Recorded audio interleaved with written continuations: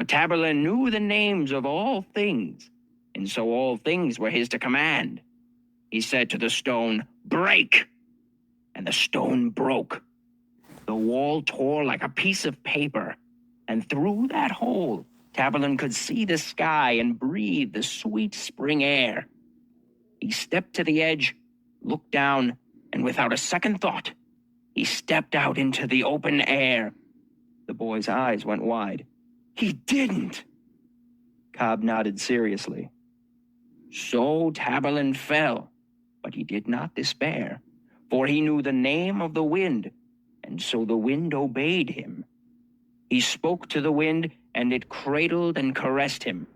It bore him to the ground as gently as a puff of thistledown and set him on his feet softly as a mother's kiss. And when he got to the ground and felt his side where they'd stabbed him, he saw that it weren't hardly a scratch. Now maybe it was just a piece of luck. Cobb tapped the side of his nose knowingly.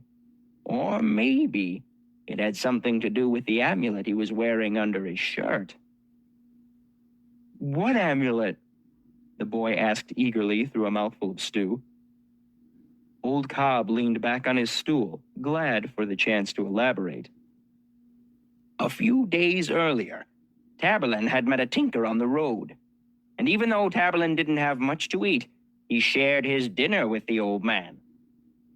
Right sensible thing to do, Graham said quietly to the boy. Everyone knows. A tinker pays for kindness twice.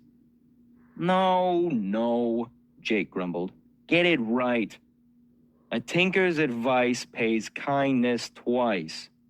The innkeeper spoke up for the first time that night. Actually, you're missing more than half, he said, standing in the doorway behind the bar. A tinker's debt is always paid.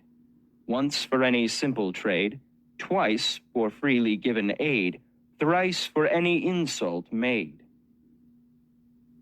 The men at the bar seemed almost surprised to see Coate standing there. They'd been coming to the Waystone every felling night for months,